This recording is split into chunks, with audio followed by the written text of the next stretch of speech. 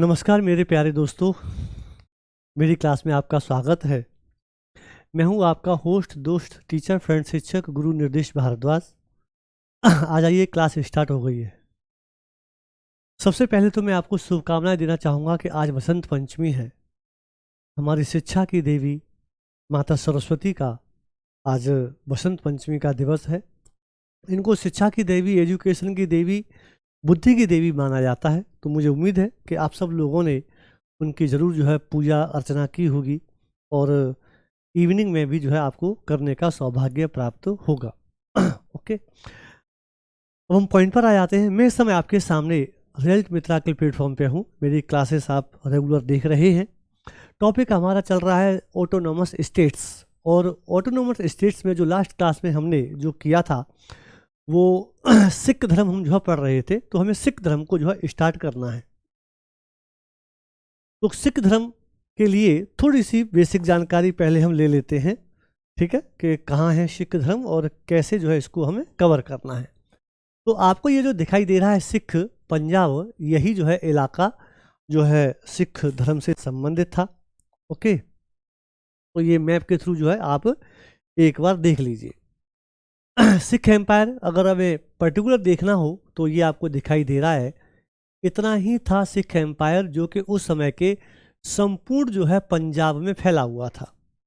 संपूर्ण पंजाब का मतलब है कि यूनाइटेड पंजाब, जो उस समय के यूनाइटेड पंजाब में फैला हुआ था। यही है आपके सामने सिख धर्म। अब ये जो पंजाब जो आपको यहाँ दिखाई दे रहा है, इसी पंजाब को दो भागों में जो है ये बांटा गया है। और दो भागों में जो है इसलिए बांटा गया है कि आज़ादी के बाद में जो पंजाब है वो जो है दो भागों में बट गया और आधा पंजाब इंडिया में रह गया है और आधा पाकिस्तान में। तो आप देख लीजिए, ये पंजाब है, ये इंडिया का पंजाब, ये पाकिस्तान का पंजाब है।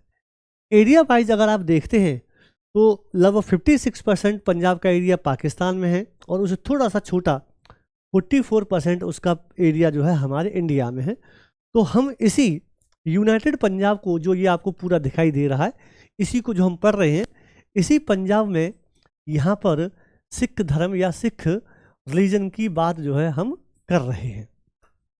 ठीक है, अगर हम सिख धर्म की बात करते हैं, अगर हम सिख धर्म की बात करते हैं तो आप थोड़ा सा कमेंट करते हुए बताइए कि हमने कितने भागों में जो है इसको बांटा था। तो पहला हमारा पार्ट था स्थापना एंड 10 गुरुज।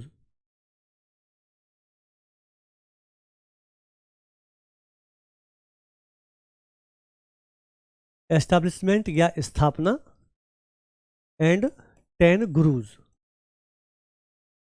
ठीक है, पहला पार्ट ये था। दूसरा पार्ट था फिर इसमें गुरु गोविंद सिंह, जो हमारे 10वें गुरुजी हैं, उनके बारे में हमें आज पढ़ना है और इनका नाम है गुरु गोविंद सिंह।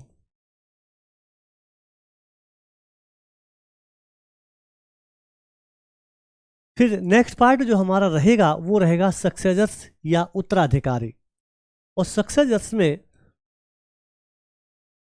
या उत्तराधिकारी में हमें जिस उत्तराधिकारी को पढ़ना है वो है बंदा बहादुर। फिर नेक्स्ट पार्ट जो हमारा रहेगा वो रहेगा मिसल, यानी कि जब पंजाब राज्य अस्त व्यस्त हो गया तब जो है उसमें मिसलों का जो है आना हुआ। पांचवा पार्ट होगा हमारा राजा रणजीत सिंह।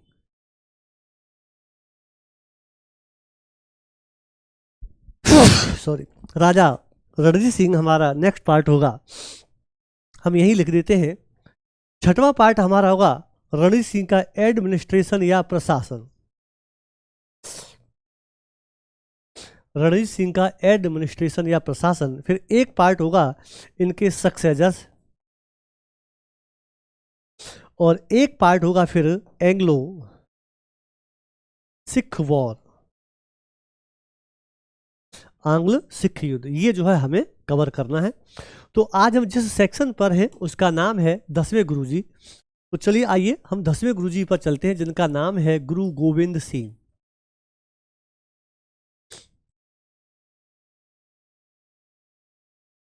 10वें गुरुजी हैं 1675 से लेकर के 1708 तक हैं। जहाँ तक हमें जो पता है, ये पता है कि ये 10वें 10th एंड लास्ट गुरु हैं ये सिख धर्म के, 10th एंड लास्ट गुरु हैं सिख धर्म के। इनका जन्म 1699 में पटना में जो है हुआ था। ये लास्ट क्लास में हमने चलते चलते जो है आपको बताया था।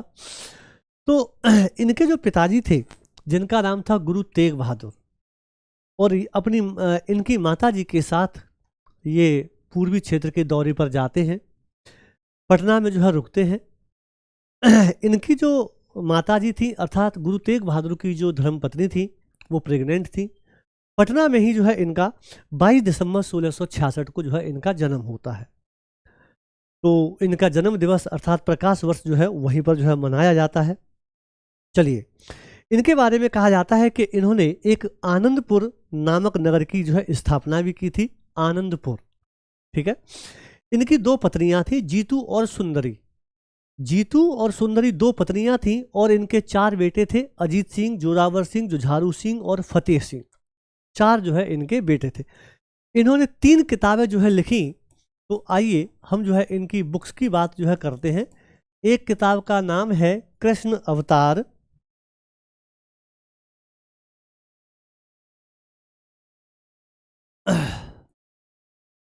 कृष्ण अवतार। दूसरी किताब का नाम है विचित्र नाटक, और तीसरी किताब का नाम है इनकी का चंडी दीवर, चंडी दीवर। ये जो है इनकी किताबें हैं। क्योंकि इनका जो लड़ाई था, इस सिख धर्म की जो लड़ाई है, 5वें गुरुजी गुरु अर्जुन देव जो थे उनके समय से जो है मुगल राजाओं से होने लगी है। तो इन्होंने भी अपने पिता की हत्या के मौत का बदला लेने के लिए जो है सेना बनाई और चल दिए। जब अपने पिता की हत्या लेने के लिए जब ये चले, तो ये हमारा भारत है और ये जो है इधर पंजाब है, जिसके बारे में आज ही हमने जो है दिखाया। इस समय जो औरंगजेब जो था वो जो है इस समय साउथ इंडिया में था। तो ये जो है यहाँ से चलते चलते, और जब दिल्ली में औरंगजेब नहीं मिला तो ये इसको ढूंढते ढूंढते साउथ इंडिया की ओर जो है जा रहे थे। जब साउथ इंडिया की ओर जा रहे थे तो इसी आंध्र प्रदेश के जगह पर इनके उत्तराधिकारी, जो अभी हमने हेडिंग बनाई है वो बस इसी पीछे वाले पेज पे, इनका सक्सेसर या उत्तराधिकारी बंदा बहादुर से इनकी मुलाकात जो है होती है, ठीक है। बंदा बहादुर से इनकी मुलाकात होती है। ऐसा कहानियों में लिखा हुआ है, कुछ कॉन्सेप्ट में लिखा हुआ है कि बंदा बहादुर एक उस समय डाकू थे। तो गुरु गोविंद सिंह अपने दस्ते के साथ, अपने लोगों के साथ जब साउथ इंडिया में औरंगजेब को ढूंढने के लिए और उससे लड़ने के लिए जा रहे थे, तो इनकी मुलाकात इसी जगह पर आंध्र प्रदेश में जो होती है। और ये डाकुओं का इनके पास एक दल था। इन्होंने जो है इनके दल को जो है, गुरु गोविंद सिंह के दल को जो है लूट लिया। कहते हैं कि गुरु गोविंद सिंह उस समय एक खाट पाई या चार पाई पर बैठे हुए थे, खाट या चार पाई पर बैठे हुए थे। उन लोगों ने जो है गुरु गोविंद सिंह को ढकेल करके खाट को ले जानी चाहिए, तो जो है गुरु गोविंद सिंह जो है उनसे उठे नहीं। बहुत सारे लोग लग गए फिर भी नहीं उठे, बंदा बहादुर भी लग गया फिर भी वो खाट टच से मस नहीं हुई। तब जो है वो लोग जो है इनकी शरण में आ गए और खाट न हिलने की वजह पूछी। गुरु जी ने अच्छे प्रवचन दे करके उनको जो है सज्जन पुरुष में जो है तब्दील कर लिया।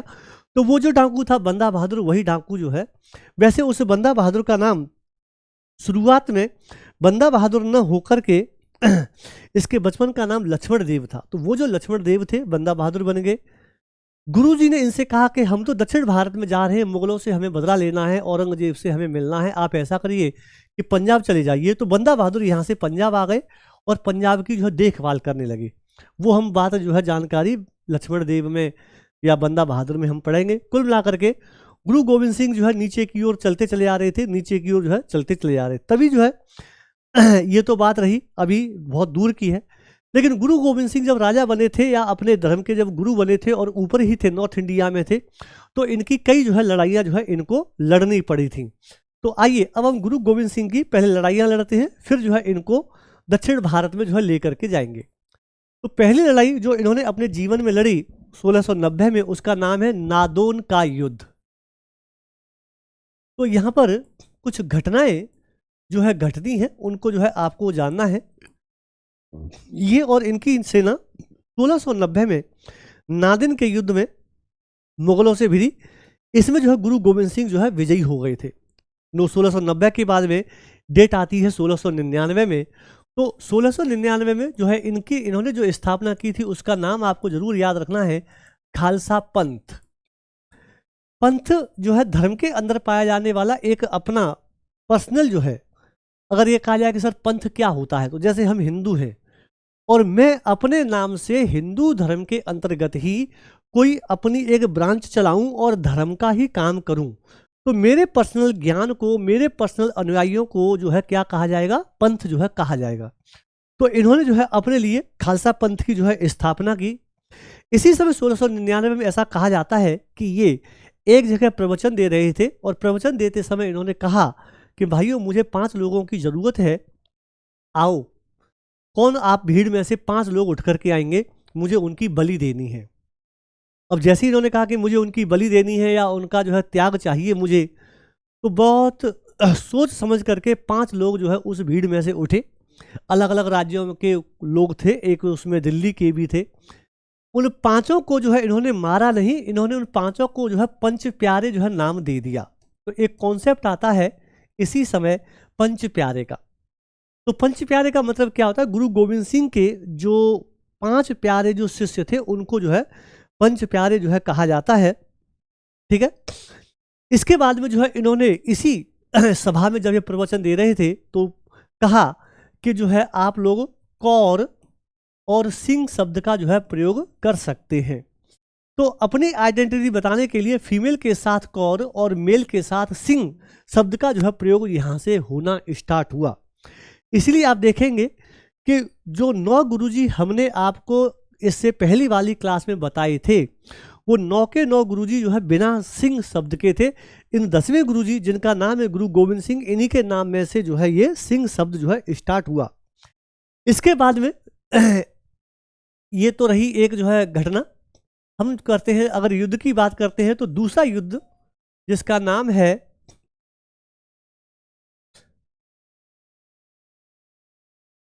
आनंदपुर का युद्ध। तो आनंदपुर का प्रथम युद्ध जो है फिर इन्होंने लड़ा 1701 में।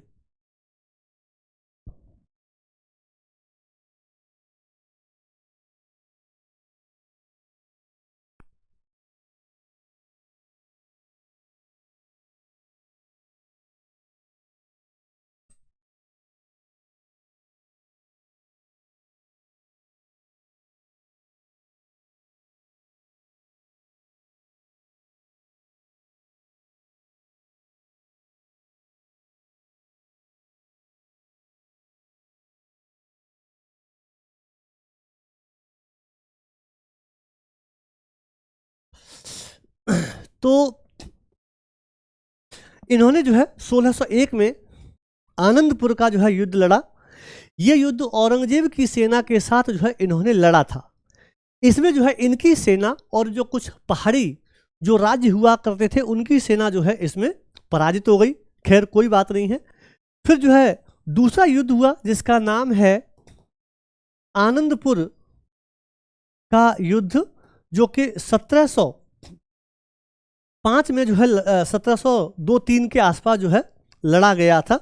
तो ये जो है युद्ध होता है दूसरा आनंदपुर का।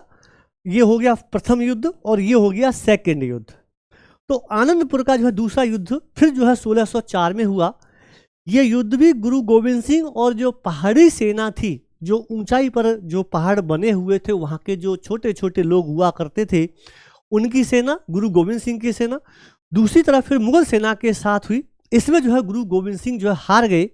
और इसी युद्ध में आपने एक कहानी सुनी होगी कि एक राजा ने किसी के 2 बेटों को दीवार में जिंदा चिनवा दिया था। तो इसी युद्ध के पराजय के बाद गुरु गोविंद सिंह तो बच निकले, लेकिन जोरावर सिंह और फतेह सिंह जो गुरु गोविंद सिंह के 2 बेटे थे, कौन कौन से, जोरावर सिंह और फतेह सिंह। जोरावर सिंह और फतेह सिंह प्लस जो है इन दोनों की माँ को गिरफ्तार कर लिया जो है इस आर्मी ने, और उनकी माँ के सामने ही जोरावर सिंह और फतेह सिंह को दीवार में जिंदा चिनवा दिया। यह देख करके इनकी जो माँ जो यह घटना देख रही थी वो उसी समय जो है उनकी मृत्यु जो हो गई। इसके बाद में एक और युद्ध जो है इन्होंने लड़ा मुगल सेना के खिलाफ, जिसका नाम है चकमौर का युद्ध। चकमौर का युद्ध इन्होंने और इनकी सेना के बीच में जो है लड़ा गया, मुगल सेना के बीच में लड़ा गया 1705 में। ठीक है, इसमें जो इनके दो और बेटे थे उनकी जो है शहीद हो गए थे, जिनके नाम थे अजीत सिंह और जुझारू सिंह। तो गुरु गोविंद सिंह के 4 बेटे थे, अजीत सिंह, सिंह शब्द का जो है प्रयोग यहीं से, और जुझारू सिंह, सिंह शब्द का प्रयोग जो है यहीं से लगना जो है स्टार्ट हुआ है, गुरु गोविंद सिंह के कहने पर जो है स्टार्ट हुआ था। ठीक, और भी जो है इन्होंने कई सारे जो है युद्ध लड़े। एक और युद्ध लड़ रहे थे 1705 में, जिसका नाम था खिदराना का युद्ध। तो चलिए अगले वाले पेज पर चलते हैं। खिदराना का युद्ध, और ये युद्ध भी 1705 में लड़ा गया था। इस युद्ध में भी हमारे गुरु गोविंद सिंह विजयी हुए थे। लेकिन यहाँ पर जो है एक घटना घट जाती है। जो ग्रंथ 5वें गुरुजी ने लिखा था, जिसका नाम था आदि ग्रंथ, 5वें गुरुजी में हमने आपको बताया था, इन लड़ाइयों के दौरान वो ग्रंथ जो है इनसे खो गया। तब जो है गुरु गोविंद सिंह ने इसकी जगह पर, यानी गुरु गोविंद सिंह ने जो ये ग्रंथ पढ़ा था वो सब याद था, प्लस जो है अपना ज्ञान और लेकर के इन्होंने एक नया ग्रंथ लिखा। उसे जो है दसम पातशाह का या गुरु ग्रंथ साहिब जो है कहा जाता है। तो उसे दसम पातशाह का ग्रंथ जो है कहा जाता है। इसे ही जो है गुरु ग्रंथ साहिब भी जो है कहा जाता है। अब हम चलते हैं, ये तो सब नॉर्थ इंडिया में लड़े गए युद्ध थे, लेकिन ये जो है औरंगजेब से मिलने के लिए या अपने पिता की मृत्यु का बदला लेने के लिए ये दक्षिण भारत में जा रहे थे। दक्षिण भारत में जाने पर ही नांदेड़ नामक स्थान पर इनकी मुलाकात जो है लक्ष्मण देव से या लक्ष्मण दास से होती है, जिनको बाद में बंदा बहादुर जो है कहा गया। ठीक है, ये जो है आंध्र प्रदेश में पहुंच गए, और आंध्र प्रदेश से पहुंचने के बाद में फिर महाराष्ट्र में पहुंचे। तभी जो है एक पठान, जो मुस्लिम जो होते हैं, इनको 1708 में जो है घायल कर दिया, और 1708 में इनकी जो है मृत्यु जो है हो जाती है।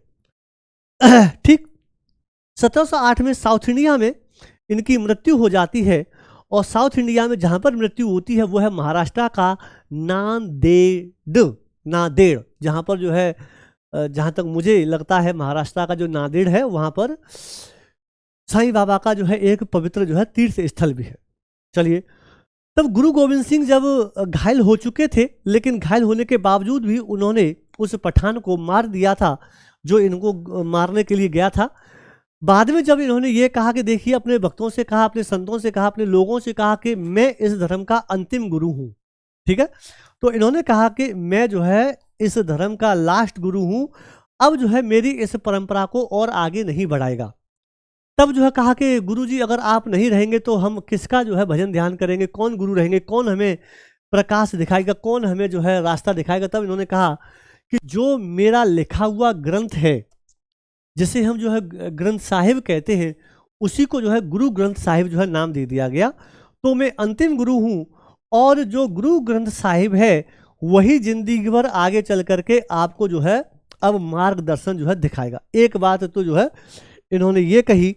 दूसरी बात इन्होंने कही थी, अगर कहीं पर भी 5 लोग सिख धर्म को मानने वाले उपस्थित हो जाएंगे तो समझ लीजिए कि वहीं पर जो है वहीं पर जो है एक अच्छा माहौल जो है बन जाएगा, और मैं वहीं पर जो है उपस्थित हो जाऊंगा।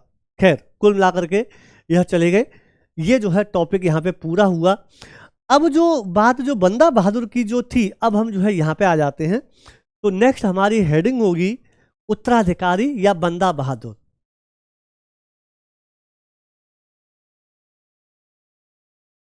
बंदा बहादुर 1708 से लेकर के 16 तक बंदा बहादुर बंदा बहादुर।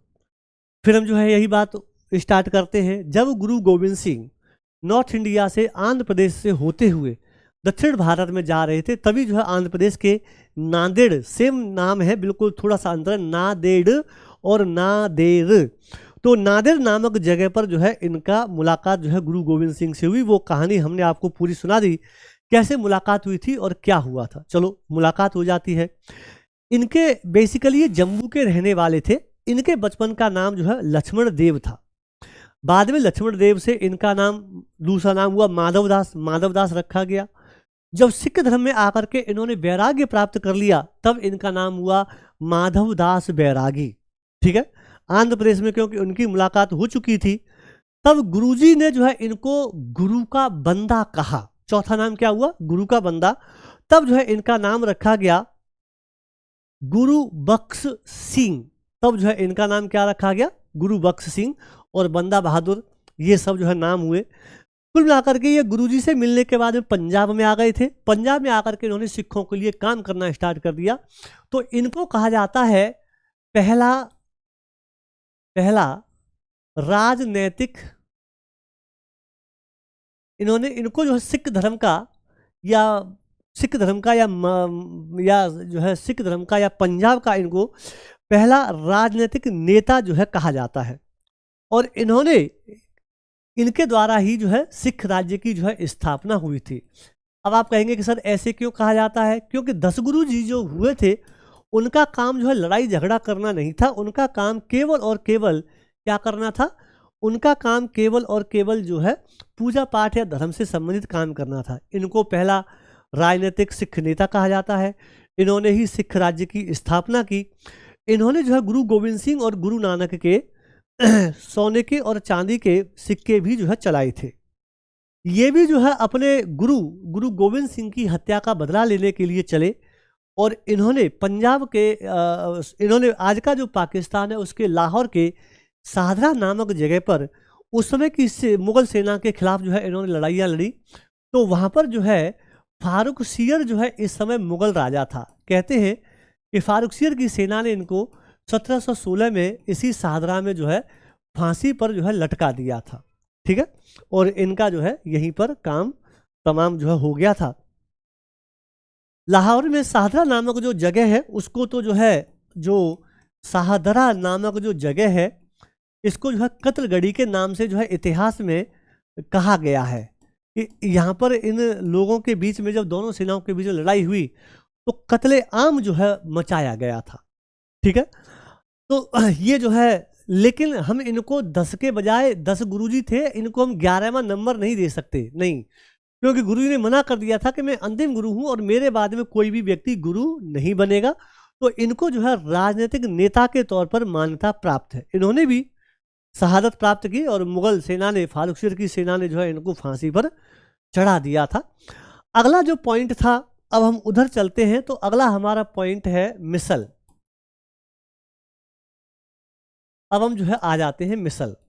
तो मिसल को कैसे समझेंगे कि इनके मरने के साथ ही ये जो पंजाब है, अब यह पंजाब जो है अस्त व्यस्त स्थिति में जो है पहुंच गया, कोई देखने वाला नहीं था।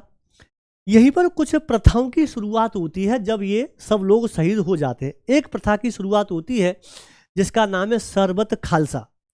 शरबत खालसा का मतलब होता है कि कभी भी कोई निर्णय लेना हो तो सभी लोग इकट्ठे होंगे।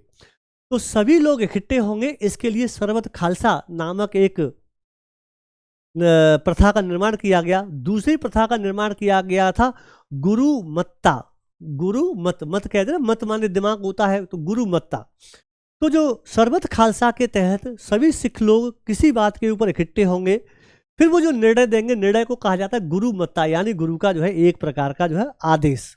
ठीक है, यहाँ पर जो है धीरे धीरे करते हुए जो छोटे छोटे जो सिख संगठन थे वो बनाए गए और इनको बनाने में कर्पूर सिंह का जो है बड़ा योगदान था। कर्पूर सिंह बिल्कुल वैसा ही नाम है जैसा कि नाम जो है बिहार के जो है भूतपूर्व मुख्यमंत्री कर्पूरी ठाकुर को जो है नोबेल प्राइज दिया गया, तो सेम नाम है कर्पूर और कर्पूर सिंह। वो कर्पूरी ठाकुर हैं, ये कर्पूर सिंह है। खैर, तो कर्पूर सिंह के नेतृत्व में ठीक है छोटे छोटे दल बने और इन्हीं के नेतृत्व में फिर एक और प्रथा का चलन हुआ जिसका नाम है दल खालसा। तो एक दल खालसा, ये तीसरी प्रथा है। एक प्रथा थी जिसका नाम था शरबत खालसा, दूसरी प्रथा का नाम है गुरुमत्ता, तीसरी प्रथा का नाम है दल खालसा। तो छोटे छोटे जो दल बनाए गए थे वो कर्पूर सिंह के कर्पूर सिंह के तहत इस दल खालसा में आकर के इकट्ठे हो गए और दल खालसा एक बहुत बड़ा जो है संगठन जो है बन गया। यहीं पर एक और प्रथा आती है जिसका नाम है राखी प्रथा। राखी प्रथा में जो है क्या किया जाता था कि जो भी व्यक्ति जिसका जितना भी प्रोडक्शन होगा उसके यहाँ से 1/5 अनाज जो है लिया जाएगा और इस दल खालसा को जो है मजबूती से जो है किया जाएगा। ये दल खालसा और इनकी शुरुआत या राखी प्रथा की शुरुआत लगभग 1755 और 60 में जो है हुई थी। ये 1755 और 1760 का जो है समय चल रहा है। इसी समय 1761 में कल हमने आपको पढ़ाया था या परसों पढ़ाया था, पानीपत का तीसरा युद्ध भी लड़ा जा रहा था। और पानीपत का जब तीसरा युद्ध लड़ा गया था तो हमने वहाँ पर ही बताया था कि पानीपत के तीसरे युद्ध के क्या प्रभाव रहे। तो पानीपत के तीसरे युद्ध के ये प्रभाव रहे कि मराठा साम्राज्य जो कि मुगल साम्राज्य के उत्तराधिकार के तौर पर जाना जाता था उसका समापन हो गया और हमारे इस सिख धर्म को उठने का मौका मिला। तो मुगल खत्म हो रहे थे तो मराठा साम्राज्य का उदय हुआ और मराठा साम्राज्य जब खत्म हो रहा था तब सिख धर्म की जो है उत्पत्ति जो है होती है। तो इस समय जो है जो ये पंजाब का जो एरिया है धीरे धीरे ये मजबूत होता चला गया। तभी जो ये पंजाब था ना इसको जो है 12 भागों में जो है बांट दिया गया। कितने भागों में? 12 भागों में बांट दिया गया और 12 भागों को जो है नाम दिया गया मिसल। फिर ध्यान देंगे पानीपत के तीसरे युद्ध के बाद जब पंजाब मजबूत होने लगा, मराठा साम्राज्य कमजोर होने लगे, मराठा लोग भी इन छोटे छोटे राज्यों को जो है परेशान करते थे, तब जो है इनको इस पंजाब को 12 भागों में बांटा गया और 12 भागों में से जो है इनको नाम दिया गया मिसल। मिसल जो है, मिसल का अर्थ होता है पवित्र। तो एक पवित्र जमीन के टुकड़े की तरह पंजाब में ऐसे मान लीजिए कि जो है 12 जिले जो है बना दिए। इनमें जो सबसे शक्तिशाली जो मिसल थी उसका नाम था भंगी मिसल। भंगी मिसल सबसे शक्तिशाली मिसल थी। और सुकेर चकिया, ये नाम आपको याद करना है, किसी का भी नाम भूल जाओ तो सुकेर चकिया मिसल का नाम जो है मत भूलना। सुकेर चकिया मिसल जो है सबसे प्रसिद्ध मिसल थी और इस सुकेर चकिया मिसल के ही जो राजा थे उनका नाम था महासिंह और महासिंह के बेटे का नाम इतिहास में है राजा रणजीत सिंह। तो अब हमारी बात जो है राजा रणजीत सिंह पर जो है आ जाती है। तो एक बार जो है हम आपको पीछे दिखा देते हैं। देखिए, गुरु गोविंद सिंह को हमने पढ़ा, बंदा बहादुर उत्तराधिकारी को पढ़ा, राजा। अब हम जो है ये चौथे नंबर पर है, ये चौथा नंबर है, यहाँ पर 3, 4। तो ये जो है ये इसका पॉइंट है। अब हम मिसल पर आ चुके हैं। तो पंजाब को जब छोटे छोटे भागों में बांट दिया गया था तभी लगभग जो है 1765 के आसपास 12 मिसलों का निर्माण होता है और इन 12 मिसलों में से सबसे प्रसिद्ध मिसल सुकेर चकिया मिसल थी और सुकेर चकिया मिसल के ही राजा कौन हुए? रणजीत सिंह हुए। तो 6वें 5वें पॉइंट पर आ गए रणजीत सिंह, फिर उनका प्रशासन, फिर उनके उत्तराधिकारी और आंग्ल सिख युद्ध पर जो है हम आएंगे। तो अब हम 5वें पॉइंट पर आ चुके हैं, रणजीत सिंह। तो ये जो रणजीत सिंह है हमारे, तो हम जो है सुकेर चकिया मिसल पर जो है आ चुके हैं। अब हम जो है सुकेर चकिया मिसल पर हैं। ये जो फोटो जो अभी आया था इसके बारे में भी आपको बता देते हैं। ये गुरु गोविंद सिंह हैं और गुरु गोविंद सिंह में आप देखोगे तो इनके आसपास 5 जो है शब्द जो है लिखे हुए हैं। एक शब्द है कड़ा, केस, कंघा, कृपाण और कच्छा। ये जो है 5 शब्द हैं। इनको कहा जाता है 5 ककार। तो ये 5 ककार जो है उसी समय की बात है जो पीछे हम जो है पढ़ा रहे थे कि 1699 में खालसा पंथ की स्थापना की। पंच प्यारे नाम के 5 शिष्यों का एक दल जो है इन्होंने बनाया। उसी समय जो है इन्होंने पुरुषों और महिलाओं को कौर और सिंह शब्द जोड़ने की इजाजत दे दी थी। उसी समय जो है इन्होंने ये कहा था कि सिख धर्म में धार्मिक चिन्ह के तौर पर 5 ककार जो है प्रयोग में लाए जाएंगे। 5 ककार, इनको 5 ककार कहा जाता है। सिख धर्म के पवित्र चिन्ह माने जाते हैं और ये जो है क से स्टार्ट होते हैं। तो 5 कौन कौन से हैं? जैसे कृपाण, छोटी सी तलवार, केस काटने के लिए कंघा, सुरक्षा के दृष्टिकोण से कड़ा, हाथ में पहने जाने वाला कड़ा, और 5वां कौन सा रह गया? कच्छा, क्योंकि अगर हम लोअर या पैंट या पजामा पहनेंगे तो भागने में हमें दिक्कत होगी, और इस समय हमारी लड़ाइयाँ तो चल ही रही थी। तो इन्होंने जो है गुरु गोविंद सिंह ने 5, ये जो है 5 है, देख लीजिए आप, कड़ा, केस, कंघा, कृपाण छोटी वाली तलवार, और कच्छा, कचेरा, कच्छा, ताकि जो है ये टाइट होगा, घुटनों तक होगा, तो हम जो है आसानी से भाग पाएंगे। खैर चलिए आगे चलते हैं। तो अब हम जो है इस पर जो है आ जाते हैं। फिर एक बार समझ लीजिए, पानीपत के तीसरे युद्ध के बाद में सिख धर्म का जो है उत्थान होना स्टार्ट होता है।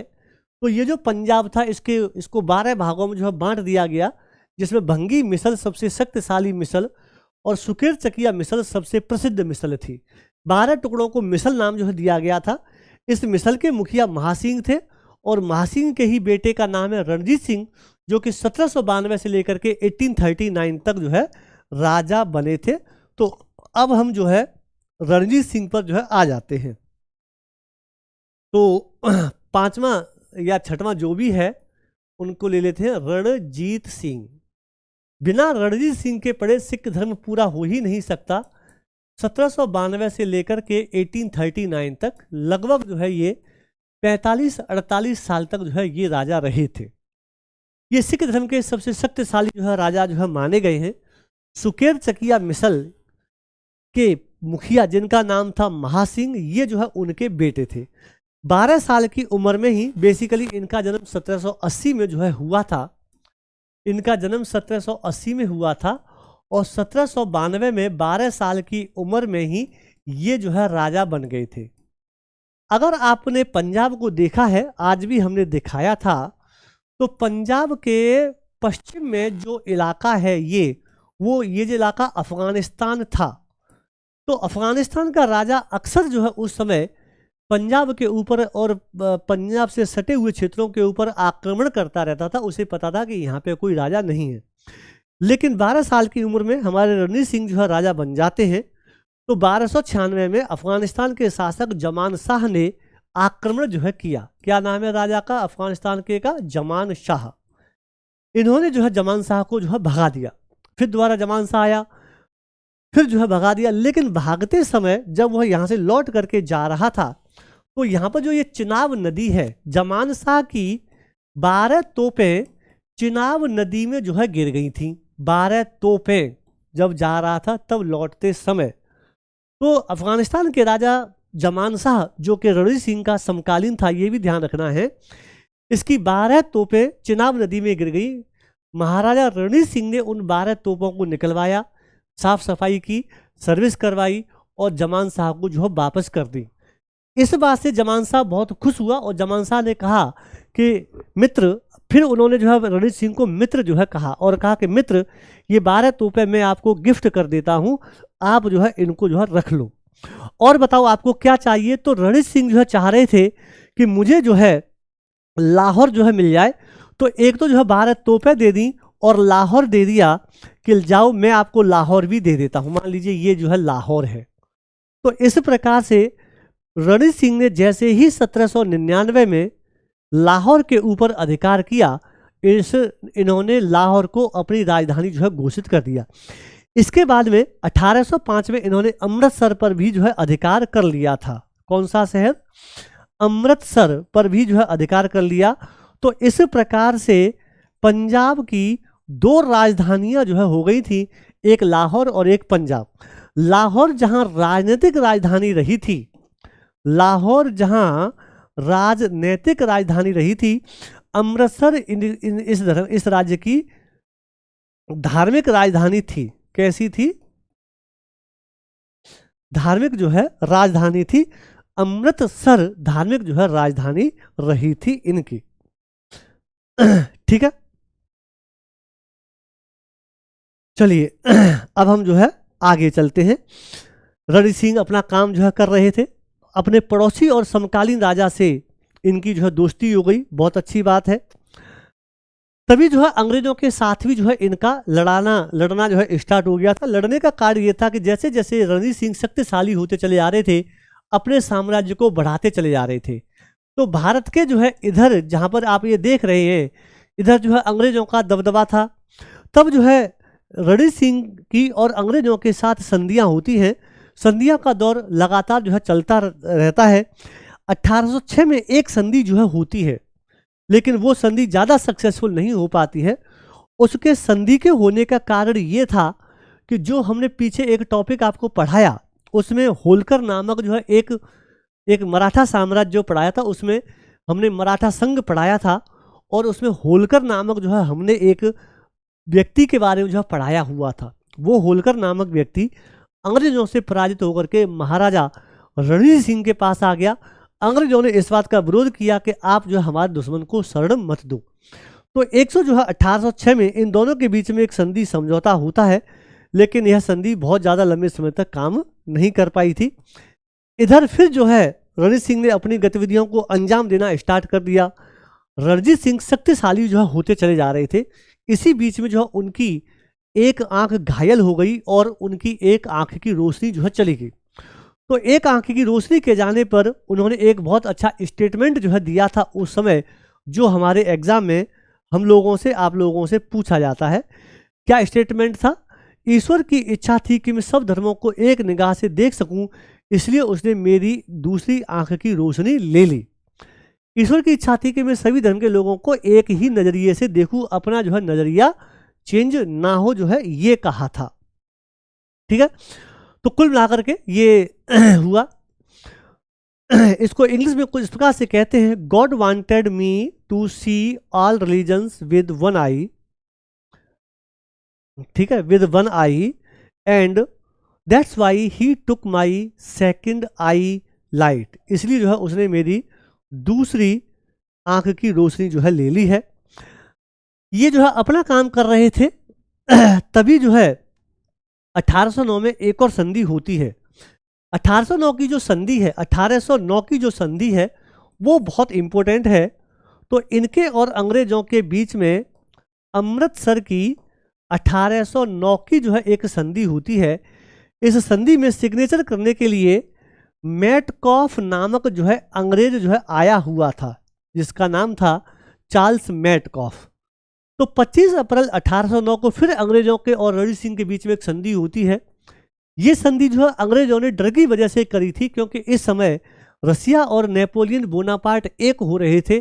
तो उन्हें लगा कि अगर हमने इधर पंजाब के क्षेत्र में अपने राज्य की मजबूती नहीं करी, तो नेपोलियन और रसिया दोनों ही जो है इधर से ही भारत में जो है घुस जाएंगे और हमारे इस उपनिवेश को कभी भी जो है हड़प सकते हैं। ऐसा सोच करके तुरंत आनंद फानंद में अंग्रेजों ने 1809 में रणजीत सिंह के साथ संधि की, और इस संधि में क्या बातें जो है लिखी गई थी वो जो है आप जो है देख लेंगे। ये जो हमारा भारत है, तो भारत में यहाँ पर कई नदियाँ बहती हैं, इंडस, झेलम, चुनाव, रावी, ब्यास, सतलुज। तो ये जो सतलुज जो नदी है जो इस समय बह रही है, कहा कि सतलुज नदी को दोनों राज्यों के बीच की सीमा रेखा मान लिया जाए। मान लीजिए ये रेड वाली जो है सतलुज नदी है, तो इधर का साम्राज्य अंग्रेजों का और इधर का साम्राज्य जो है रणजीत सिंह का जो है हम मान लेते हैं। तो इस संधि की सबसे अच्छी बात थी कि पहली बार जो है सिख साम्राज्य और ब्रिटिश साम्राज्य के बीच में सतलुज नदी को एक सीमा रेखा जो है मान लिया गया था। दूसरी बात यह थी कि लुधियाना में एक ब्रिटिश सेना रखने का जो है प्रावधान जो है किया गया था, और सतलुज नदी के पूर्व के जितने भी क्षेत्र थे वो जो है अंग्रेजों के हाथों में जो है चले गए। 1809 की यह संधि बहुत इंपॉर्टेंट संधि है, बहुत फेमस है, बहुत पूछी जाती है। रणजीत सिंह और अंग्रेजों के बीच में हुई। अंग्रेजों की तरफ से जो यहाँ पर दस्तखत कर रहा था उसका नाम जो है चार्ल्स मैटकॉफ था। इस संधि के बाद में फिर जो है रणजीत सिंह का जो है भाग्य उदय होता है, और फिर जो है यह काफ़ी अच्छे अच्छे काम जो है करते हैं। इन्होंने 1809 में हिमाचल प्रदेश में जो कांगड़ा है उसको जीत लिया। इन्होंने 1813 में कश्मीर के ऊपर जो है अधिकार कर लिया, और कश्मीर को इनसे जो है कोहिनूर का हीरा प्राप्त हुआ। ठीक है, यहीं से हीरा जो है फिर ये अंग्रेजों के पास जो है चला जाएगा। 1818 में इन्होंने मुल्तान की विजय प्राप्त की। 1819 में फिर इन्होंने कश्मीर के लिए अपनी सेना भेजी और उस पर अधिकार कर लिया। 1834 में पेशावर पर जो है अधिकार जो है इन्होंने कर लिया। इधर जो है इनकी पावर धीरे धीरे बढ़ती चली आ रही थी। अंग्रेज जो है इनसे परेशान हो रहे थे, तो अंग्रेजों के और इनके बीच के रिश्ते खत्म होने लगे। तभी अफगानिस्तान जो एक राज्य है जो भारत का पड़ोसी है इस समय, वहाँ पर भी राजा एक दूसरे को आपस में लड़ रहे थे। तो वहाँ पर जो है एक राजा को राजा बनाने के लिए फिर जो है एक संधि होती है, और वो संधि पूर्ण रूप से जो है फलीभूत नहीं हो पाई थी। तभी 1839 में जो है इनकी मृत्यु जो है हो जाती है। 1839 में रणजीत सिंह की मृत्यु हो जाती है, और मृत्यु के साथ ही रणजीत सिंह का राजनीतिक जो कैरियर था वो जो है समाप्त हो गया। ठीक है, तो अब हम चलते हैं रणजीत सिंह का प्रशासन, एडमिनिस्ट्रेशन ऑफ रणजीत सिंह। रणजीत सिंह का जो है प्रशासन जो है देख लेते हैं। तो रणजीत सिंह अपने साम्राज्य को हमेशा खालसा सरकार के नाम से जो है कहते थे। खालसा सरकार जो है कहते थे। मान लीजिए ये पूरा का पूरा जो है ये पूरा का पूरा जो है, अगर पंजाब राज्य है तो इस पूरे राज्य को जो है खालसा सरकार जो है कहा जाता था। खालसा सरकार जो है कहा जाता था। ठीक है, अब जो होता है बंटवारा। तो बंटवारा से हमेशा एक क्वेश्चन जो है हमारे एग्जाम में जो है जरूर आता है। तो चलिए आइए, बंटवारे से संबंधित जानकारी आपको जो होनी चाहिए। जैसे जो केंद्रीय सरकार है उसका नाम जो है रखा गया खालसा सरकार। ठीक है, केंद्रों के बाद में फिर आते हैं प्रांत। प्रांतों को जो है यहां पे कहा जाता है सूबा। तो प्रांत का या सूबे का जो मुखिया था उसे नाजिम कहा जाता था। क्या कहा जाता था? नाजिम जो है कहा जाता था। प्रांत को फिर बांटा गया था परगना में, प्रांतों को परगना में, और परगना की जो सैनिक और राजस्व वसूली करता था उसका नाम था कारदार। तो ये हो गया कारदार। परगना के बाद में फिर आता है तालुका, उससे छोटी जगह तालुका, और यहाँ का जो मुखिया था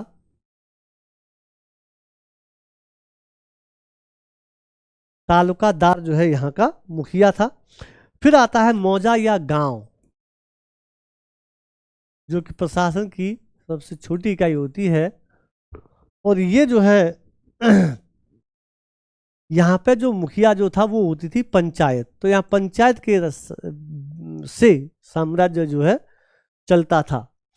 तो केंद्र सरकार का बंटवारा हुआ प्रांतों में। प्रांतों का जो है बंटवारा होता है परगना में, और परगना का बंटवारा होता है तालुका में, और तालुका का बंटवारा होता है मौजा में। केंद्र सरकार जो है उसे कहा जाता है हमारे यहाँ खालसा सरकार, उसके बाद नाजिम, फिर कारदार, फिर तालुका सरकार, और फिर पंचायत। ये जो है शब्द हैं जो आगे प्रयोग जो है होने वाले हैं। हम पढ़ रहे हैं बिना वक्त गवाए रणजीत सिंह का जो है प्रशासनिक व्यवस्था कैसी थी और कैसे कैसे लोग जो है आप उसमें काम करते हैं। चलिए अब हम जो है आगे चलते हैं। ओके, अब हम आ जाते हैं भू राजस्व व्यवस्था पर। प्रशासन के बाद में इसी का पार्ट होता है भू राजस्व व्यवस्था, जहां से हमेशा जो है एक क्वेश्चन आता ही आता है। भू राजस्व व्यवस्था में जो हमारा लैंड रेवेन्यू जो होता था या जो किसानों से जो आता था भू राजस्व, वह जो है इनकम का सबसे बड़ा जो है स्रोत होता था। इसकी जो दर है वो 33 से लेकर के, भू राजस्व की जो दर थी 33 से लेकर के और लगभग 40% तक जो है ये चलती थी। यहाँ पर जो है टैक्स वसूल करने के लिए 3 प्रकार की विधियों का प्रयोग किया जाता था, जैसे बटाई प्रथा। ये भी याद करना है। बटाई प्रथा के तहत जो भू राजस्व जो लिया जाता था वो फसल के रूप में जो है लिया जाता था। जैसे कि गेहूं जो चावल जो कटना था कट गया और वह निकल करके खलिहान में आ गया। खलियान में से फिर राजा के अधिकारी जाएंगे और जितना परसेंट जो है चल रहा है उतना परसेंट अनुमान से जो है ले लेते थे। दूसरा है कनकूत। कनकूत प्रथा, इसमें जो है राजा लोग जो है नगद लेते और देते थे। और तीसरी प्रथा का नाम है नीलामी प्रथा। जब कोई ढंग से काम नहीं कर रहा तो चलो हटाओ उसको नीलामी कर देते हैं। ये ऊंची बोली लगाने वाले को सबसे पहले जो है ये प्रथा जो है दी जाती थी कि हाँ भैया तुमने सबसे ज़्यादा ऊंची बोली लगाई है, चलो आओ हम तुमको ये जो है दे देते हैं। ठीक है, चलो अब हम चलते हैं आगे। रणजीत सिंह के उत्तराधिकारियों पर हम आ जाते हैं। नेक्स्ट टॉपिक, रणजीत सिंह के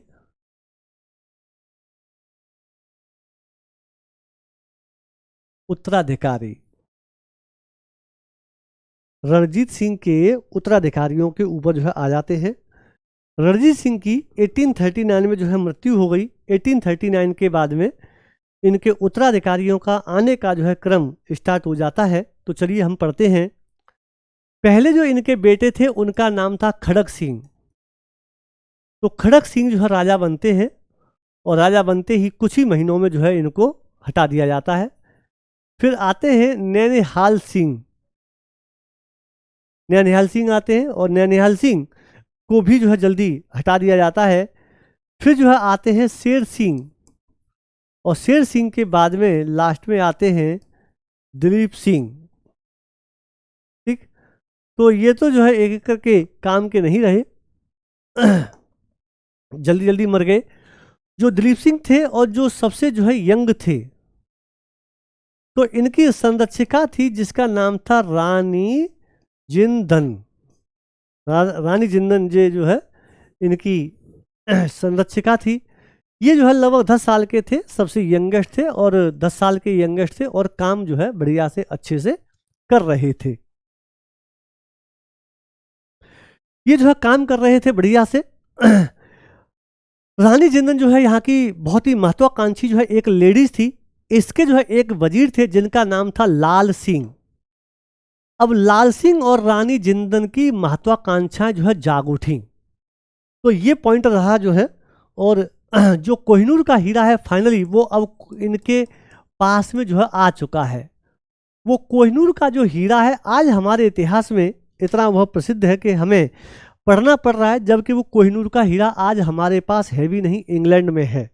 ठीक है, तो बहुत ही अच्छा जो है इंटरेस्टिंग टॉपिक है, काम का टॉपिक है। क्वेश्चन जो है यहाँ से अक्सर आते रहते हैं। तो आप लोगों में से कोई भी चूचा नहीं करेगा। यहाँ तक अगर समझ में आ गया हो तो कमेंट कर दो कि हाँ समझ में आ गया है, ताकि मैं जो है अपनी क्लास को जो है आगे लेकर के चलता रहूं। ओके है सब कुछ? तो चलिए, तो रानी जिंदन जो कि दिलीप सिंह की जो है संरक्षिका हैं, दिलीप सिंह तो बहुत छोटे से हैं, रानी जिंदन जो कि दिलीप सिंह की संरक्षिका हैं और उनके एक अधिकारी लाल सिंह, इन दोनों की महत्वाकांक्षाएं जाग उठी। इधर जो है सिख धर्म की जो खालसा सेना थी वो बहुत मजबूत होती चली जा रही थी और रानी जिंदन और लाल सिंह ने ये अब प्लानिंग की कि खालसा सेना की शक्ति को कैसे कंट्रोल किया जाए। तो कहा कि क्यों न जो है इनको अंग्रेजों से भिड़ा दिया जाए। तो जो है खालसा सेना को जो है अंग्रेजों से जो है भिड़ा दिया गया और इस प्रकार से इनका जो है मामला जो है आंग्ल सिख युद्ध के नाम से जो है हो गया। तो हम लास्ट टॉपिक पर अब चलते हैं और वो 7वां 8वां जो भी हेडिंग रही होगी, बताओ कौन से नंबर की हेडिंग है? हेडिंग कोई भी हो, हमें तो टॉपिक जो है करना है। तो अब हम आ जाते हैं आंग्ल सिख पर।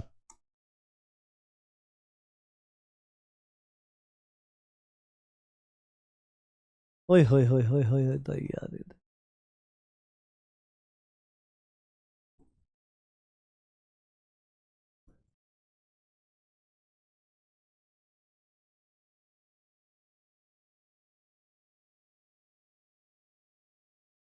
आंग्ल सिख युद्ध जो है ये अब आ जाते हैं। तो चलिए आइए, आंग्ल सिख युद्ध पर जो है हम काम करते हैं। पॉइंट वहीं से स्टार्ट होगा जहां से हमने छोड़ा था। रणजीत सिंह के उत्तराधिकारी 4 बेटे थे, 3 जो है शुरुआत में मर गए, चौथे जो दलीप सिंह थे वो छोटे थे। उनकी जो प्रोटेक्शन जो कर रही थी एज ए स्टेप मदर, सौतेली माँ, वो कर रही थी जो है रानी जिंदन। रानी जिंदन जो है उनको संरक्षण जो है दे रही थी। उनके ही जो एक अधिकारी थे जिनका नाम था लाल सिंह। इधर जो खालसा सेना काफ़ी मजबूत हो रही थी, तो इन दोनों ने खालसा सेना को अंग्रेजों के खिलाफ जो है लगा दिया। तो आंग्ल सिख युद्ध होते हैं जिनकी संख्या 2 है। फर्स्ट एंग्लो सिख वार, प्रथम आंग्ल सिख युद्ध, जो कि 1845 और 46 में जो है ये 2 साल जो है लड़ा गया था। इस युद्ध का जो कारण था वो कारण यही है कि रानी जिंदन की महत्वाकांक्षा,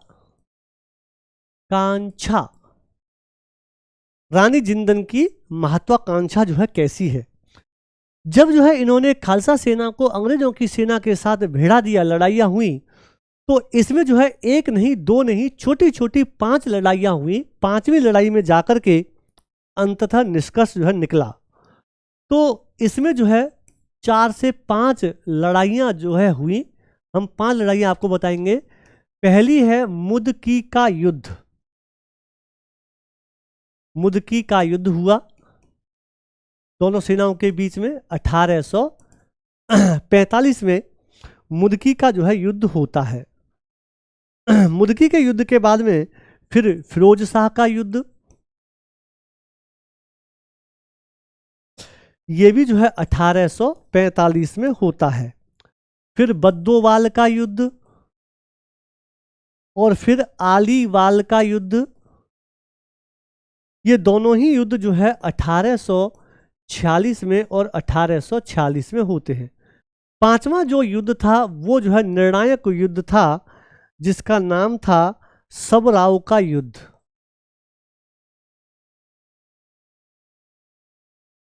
सबराव का युद्ध ये भी 1846 में हुआ। और इस 1846 में जब यह युद्ध हुआ तो जो सिख सेना थी वह हार गई। ठीक है, तो ये युद्ध किस किस के बीच में हो रहा था? ईस्ट इंडिया कंपनी और सिख सेना के बीच में हो रहा था, जिसे खालसा सेना कहा जाता है। सिख सेना हार गई और ईस्ट इंडिया कंपनी जो है जीत गई। अंग्रेजों ने इस युद्ध को जीतते ही लाहौर के ऊपर जो है अधिकार कर लिया 1846 में। और लाहौर के ऊपर अधिकार करते ही इनके बीच में जो है एक संधि हुई, जिसे इतिहास में लाहौर की संधि कहा जाता है। तो पहला जो युद्ध है वो लाहौर की संधि, जो कि 1846 में हुई, उससे जाकर के जो है समाप्त हुआ। अब क्या क्या इस संधि में हुआ, बहुत ध्यान से आपको समझने वाली बात है। सतलुज नदी के पार के जितने भी समस्त प्रदेश थे वो सब इनको छोड़ने पड़े। यानी सतलुज नदी के पूर्व की तरफ के तो अंग्रेजों के ऑलरेडी थे ही, अब ये जो है पश्चिम की तरफ के भी क्षेत्रों को जो है मानने लगे। सतलुज नदी, इंडस, झेलम, चनाब, रावी, ब्यास और सतलुज, तो ब्यास और सतलुज नदी के बीच में जितने भी किले थे वो जो है इन सिखों को, अंग्रेजों को देने पड़े। तत्काल में जो है 1.5 करोड़ रुपए इनके ऊपर जो है आर्थिक दंड जो है लगाया गया। इसमें से 1.5 करोड़ में से जो है इन्होंने 50 लाख तो जो है दे दिए। 1 लाख रुपए के बदले में अंग्रेजों ने तुरंत जो है इनसे कश्मीर को जो है ले लिया। और अंग्रेजों ने जब कश्मीर को ले लिया तो तुरंत ही 1 करोड़ में गुलाब सिंह नामक जो है किसी व्यक्ति को जो है बेच दिया। कश्मीर जो आज हमारे भारत का कश्मीर है। ये बात सिखों को अच्छी नहीं आई, इसलिए फिर लड़ाई जो है स्टार्ट होगी और फिर संधि होगी। खैर चलो कोई बात नहीं। दलीप सिंह जो कि छोटे राजा थे, उनको जो है राजा तो स्वीकार कर लिया गया और रानी जिंदन को उनकी संरक्षिका और लाल सिंह को जो है वजीर नियुक्त कर दिया गया। इसी प्रकार से हेनरी लॉरेंस के नेतृत्व में एक सेना सिख साम्राज्य में अब छोड़ दी गई कि यह सेना जो है नजर रखेगी कहीं कुछ उलट पुलट तो नहीं हो रहा है। और सिख सेना, अंग्रेजी सेना को सिख राज्य से गुजरने की अनुमति दे दी गई थी। लेकिन जब ये कश्मीर को जो है 1 करोड़ रुपए के बदले में जब अंग्रेजों को दिया सिखों ने और गुलाब सिंह को बेच दिया, ये बात जो है अच्छी नहीं लगी। इसलिए लाल सिंह ने विद्रोह कर दिया।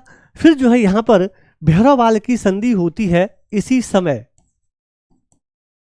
भैरववाल की संधि होती है इसी समय, और ये जो संधि है इसे ही 1846 में जो है हुई थी भैरववाल। इसका विद्रोह का कारण क्या था कि सिख सेना सिखों ने ये कहा था कि आप कश्मीर को मत बेचिए, ठीक है।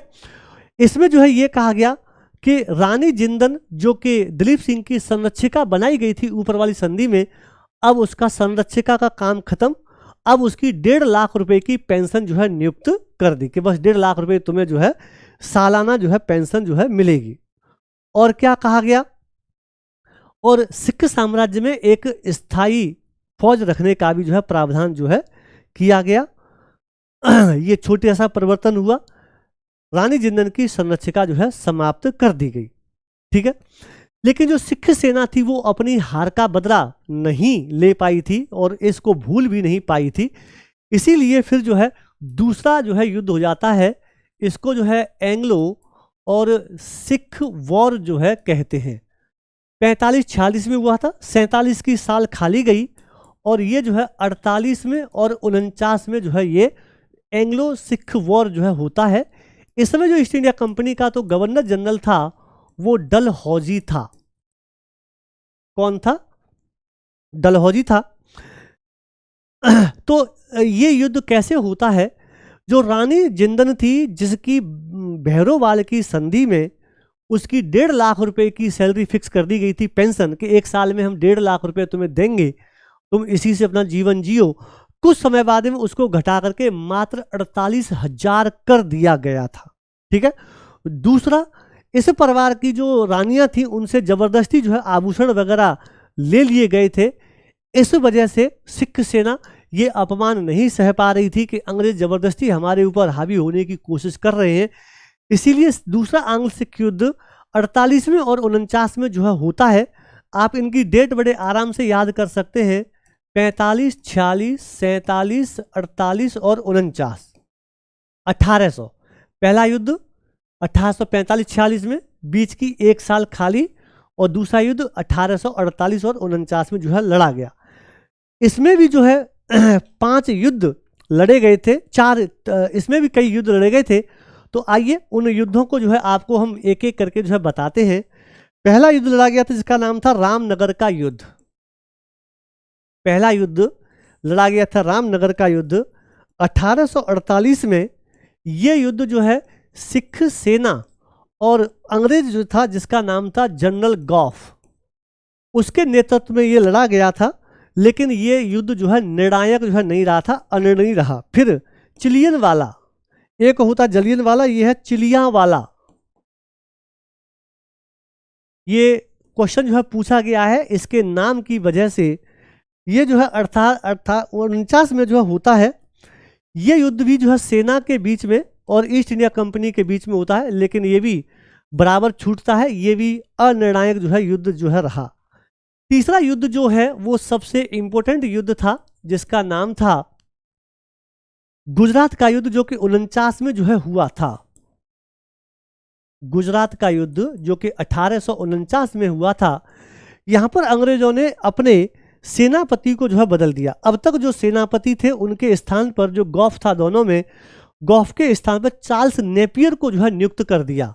तो ये युद्ध याद रख लेंगे इसको, चार्ल्स नेपियर और सेना के बीच में जो है लड़ा गया था। इसमें जो है नेपियर जीत गया और सेना जो है हार गई थी।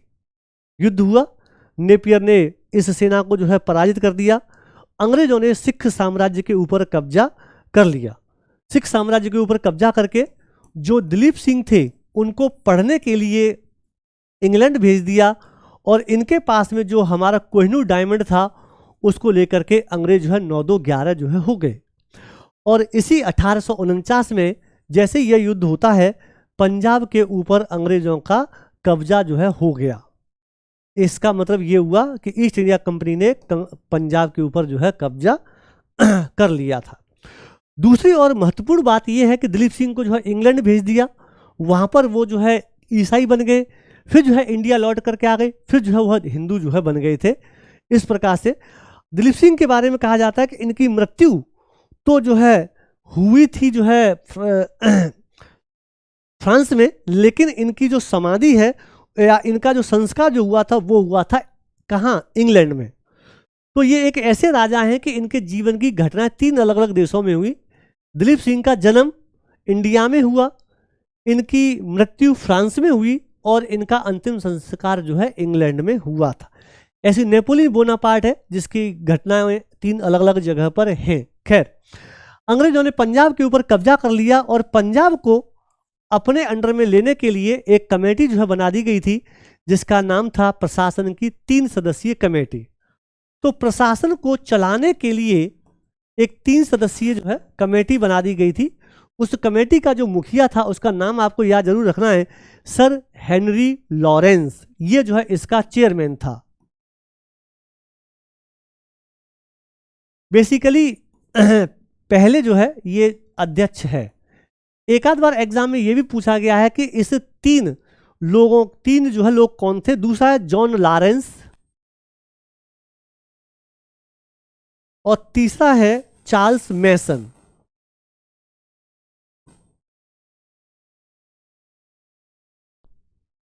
चार्ल्स मैसन। तो जो पहला वाला जो व्यक्ति है ये जो है सर हेनरी लॉरेंस, ये जो है इसका मुखिया था। पंजाब को गवर्न करने के लिए 3 सदस्यों की एक कमेटी बना दी गई थी। दिलीप सिंह को इंग्लैंड भेज दिया गया था और इसी के साथ पंजाब पर जो है कब्जा हो गया। ये हमारा टॉपिक आज पूरा हुआ, लेंथी टॉपिक था। अब हमारे पास जो मेन टॉपिक जो बचा हुआ है वो है बंगाल। अब हम जो है बंगाल पर आते हैं और बंगाल के बाद फिर हमारी कहानी आगे चलती चली जाएगी। तो चलिए आइए अब हम बंगाल की ओर चलते हैं, जिसको हम अगले वाले क्लास में जो है हैंडल करेंगे। आज की क्लास को यहीं समाप्त करते हैं। Tata bye bye.